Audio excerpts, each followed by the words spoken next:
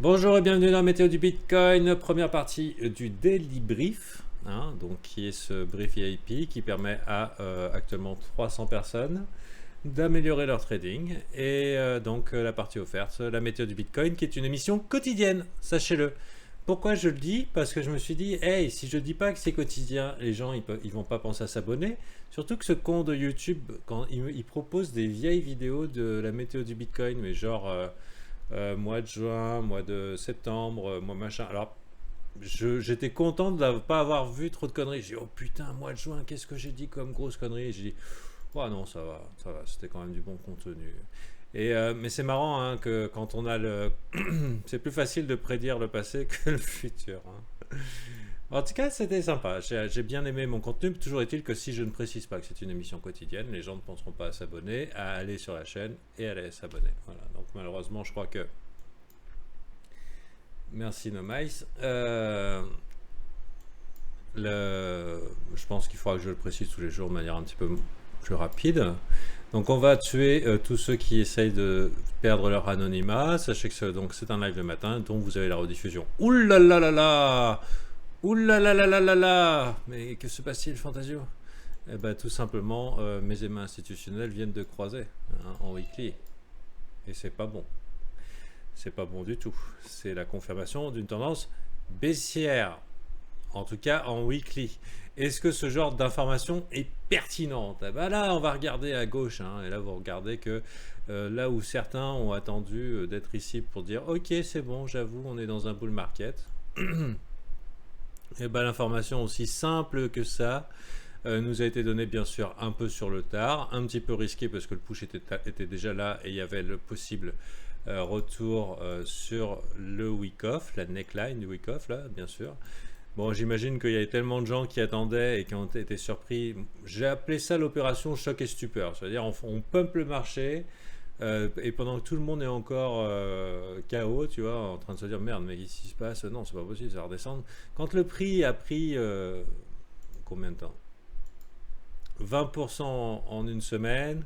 Bah, les gens ils sont un peu dégoûtés, ils se rappellent que c'était pas cher avant et ils voudraient que ça redescende et puis c'est pour ça que ça court après.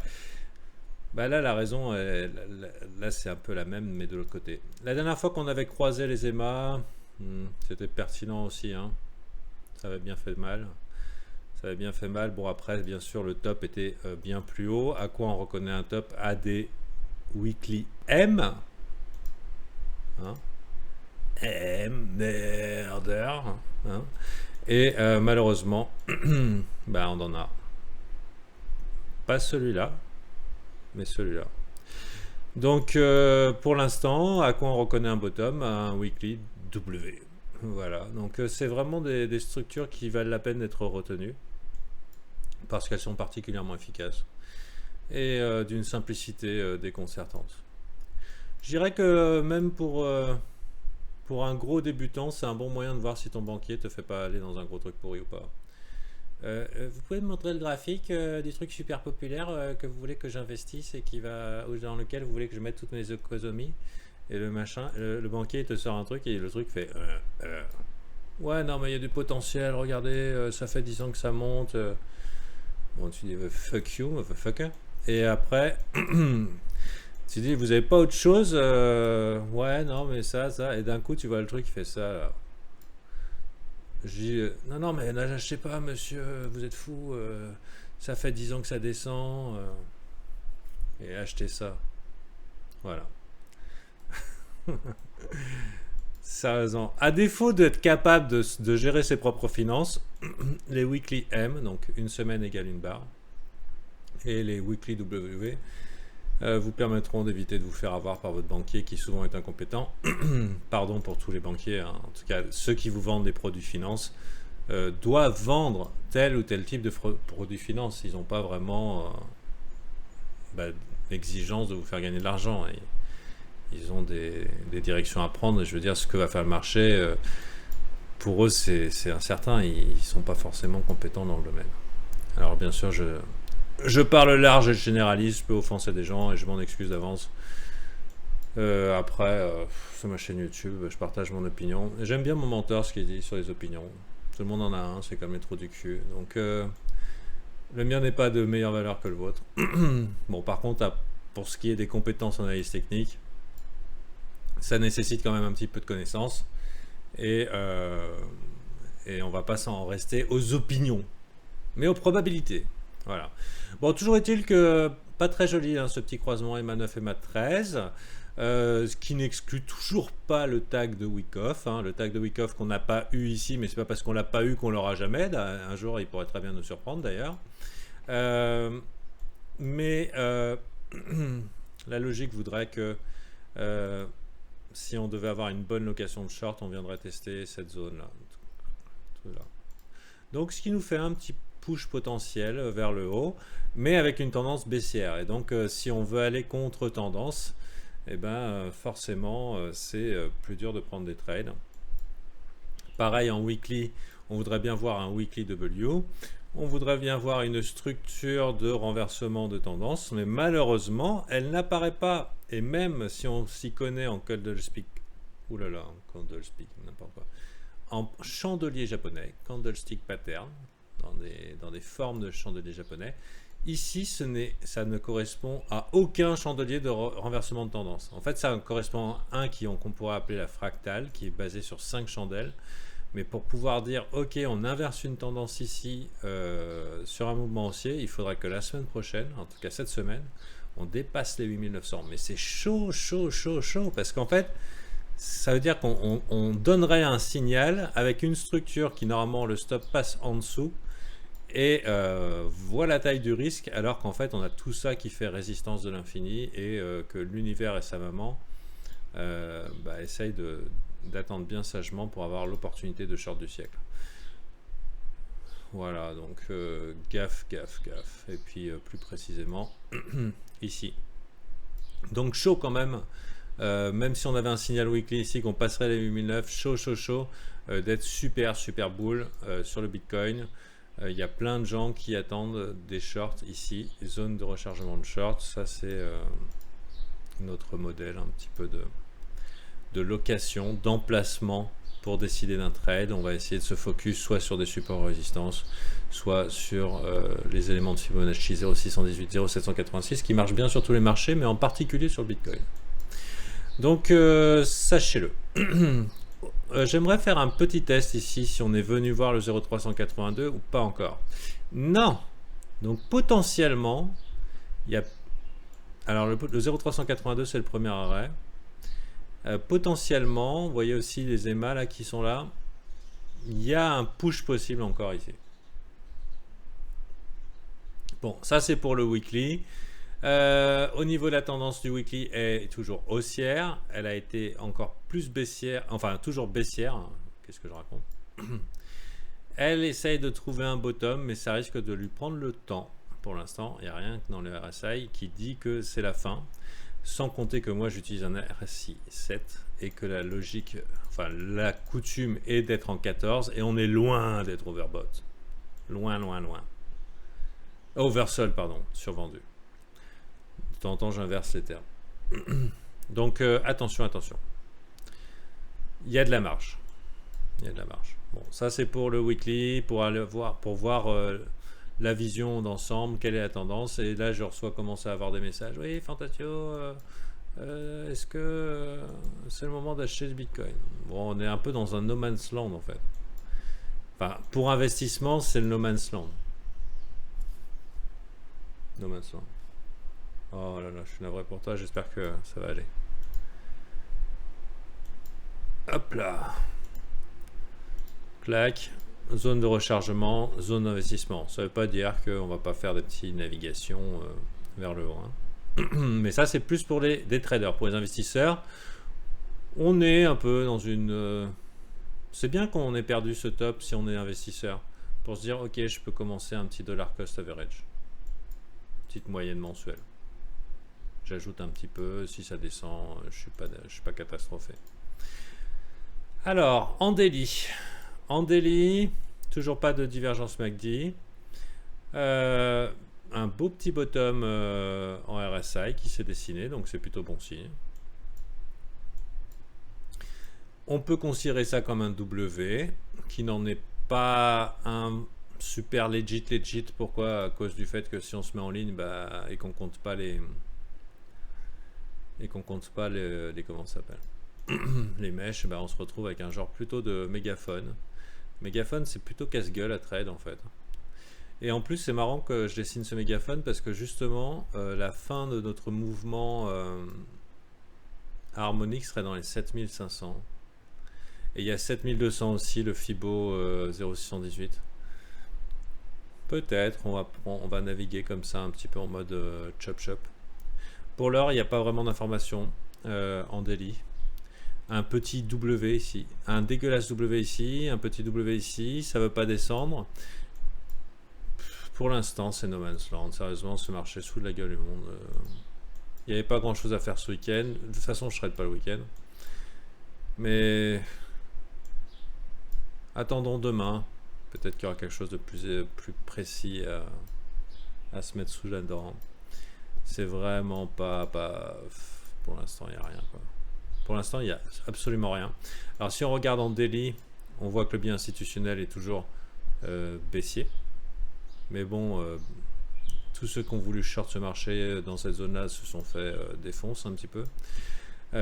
Ici, hier, on s'est pris Darth Maul Candle. On a pris les gens dans les deux sens. On va voir un petit peu en 4 heures comment c'est passé. On a fait un W. Ah, boule. Et hop, là, on nique tout le monde. Et hop, et on reset. Ça fait plusieurs fois qu'on reset là. Ils essayent un petit peu de désarçonner les gens. Bullish. Ouais, bullish, fuck you. Bullish, fuck you. Là, j'ai l'impression qu'ils voudraient décourager les gens de long. Ça ressemble à ça. Hein. Ça veut dire que, pour moi, de ce que je vois sur le marché, non, Brian a parlé d'un autre bot. Celui-là qui pour moi n'est pas légit. Donc bon après. Donc après, tout simplement pour dire voilà, ici il y a eu mouvement. Là ça paraissait bon voilà, la tendance est haussière, plus au sommet plus au creux, plus au sommet plus au sommet plus au creux, et là on fait l'inverse. Ici, ça refuse de descendre. On fait des structures en forme de W. Et on nettoie tout le monde. Du coup, on se retrouve avec avec des W qui ont l'air de se former, mais en même temps des M dégueulasses. Alors, est-ce que c'est bearish vraiment? Est-ce qu'on essaye de piéger davantage de longues? Et ensuite, quel est le but en fait? Parce que ceux qui bougent les marchés ont un but. Hein. Quel est le but? Pour l'instant, c'est Shop Vegas. Hein. Je dirais attention à vos culs. C'est vraiment pas facile. Pour moi, c'est un mixage de signaux. Il y a deux possibilités. Soit c'était piéger un maximum de longues, et ici, et pour donner du poids vers le bas. Ok, donc adios la possibilité de revenir ici. Ça, c'est une des possibilités. L'autre possibilité est tout simplement de décourager les longues de longues. Et quand les gens vont passer vraiment bear, on pourrait, sur un genre de peur extrême, on pourrait envisager de faire le rebond sans qu'il y ait trop de gens qui accompagnent. Pour l'heure, je pense qu'il n'y a aucune information. Je vais commencer à chercher. Il y a deux solutions. Hein. Soit on perd ici, et dans ce cas-là, on continue. Hein, 7500, 7200. Il n'y aura pas forcément un move de ouf. Bon, ça dépend à quel levier vous tradez, mais là, c'est la battle zone. Je dirais que bas du range, c'est une opportunité de long, et haut du range, c'est l'opportunité de short. Donc, ouais, pas facile. Hein. Et pour l'heure, c'est un peu émis, tu vois. Et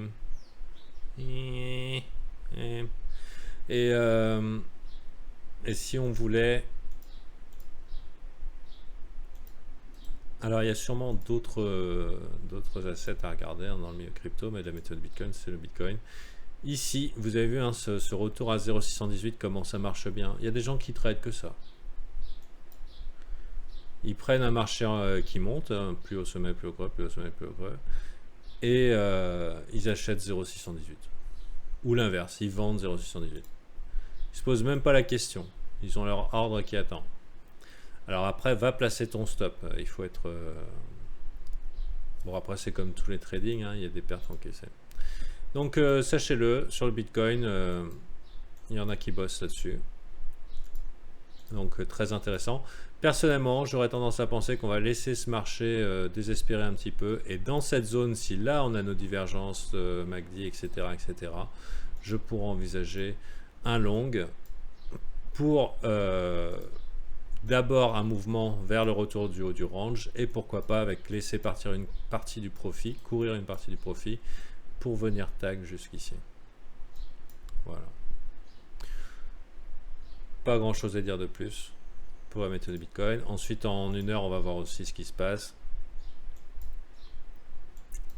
Bah, ça continue. Hein. C'est chop chop quoi. Chop chop.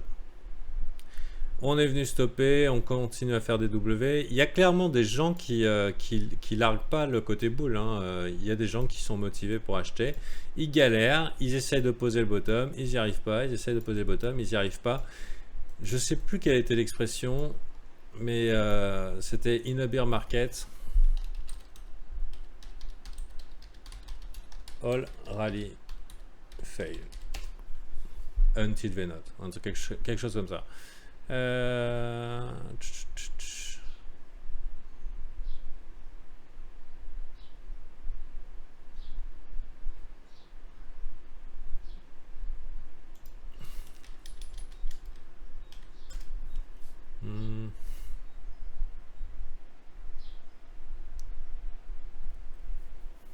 Moi j'ai une alerte sur Link là. Ouais, bon, tant pis. Tant pis pour, pour l'expression. Si un jour je la retrouve, je les donnerai au VIP. Vous savez que je suis un fervent partisan de la tendance. La tendance est votre amie. Et pour l'instant, long terme, elle est bearish. Et alors, bien sûr, les gens ils disent ouais, mais comment tu peux dire qu'elle est bearish? Ça fait pas plaisir à entendre. Elle est bearish depuis là. Hein. C'est parce qu'on a perdu cette structure qu'on a fait. Plus bas sommet, plus bas creux, plus bas sommet, plus bas creux, plus bas sommet. Ce qu'il y a, c'est que tant que ça, c'est pas inversé et qu'on n'a pas l'inverse en weekly, ça reste bearish, la tendance. Surtout si on considère ce biais institutionnel. Après, si on se met dans du monthly, on peut se dire plus au sommet, plus au creux, plus au sommet, plus au creux, là, voilà. Plus au creux, un plus haut sommet. Et globalement, pour l'instant, elle est ni bearish ni rien, elle est juste dans un range, quoi, entre là et là. Bien sûr, ça dépend de l'unité de temps. En daily, on vient de se casser la gueule, on est en train de consolider. Pour l'instant, c'est du gamble, c'est pile ou face. C'est le genre de marché où, sauf si vous avez une stratégie très établie sur du range, bah, on attend simplement qui va gagner et puis ensuite on va sauter dans le bus. Donc voilà les gens, j'ai pas grand chose à dire de plus pour l'heure. C'est l'opportunité d'améliorer son trading, de se former et tout. C'est pas l'opportunité d'aller faire regarder toutes les vidéos sur YouTube avec tous les pronostics de l'univers en disant lequel a raison et lequel va confirmer mon biais. Pour l'instant, en toute honnêteté, on est dans ce machin-là. On est exactement dans la zone qui cherche. Voilà, vous avez vu ça? Je suis dans la zone qui cherche et qui sait pas où elle va. Je fais des M, je fais des W, je fais des... Pour l'instant, on est dans la même zone. C'est le triangle des Bermudes. C'est les Wastelands.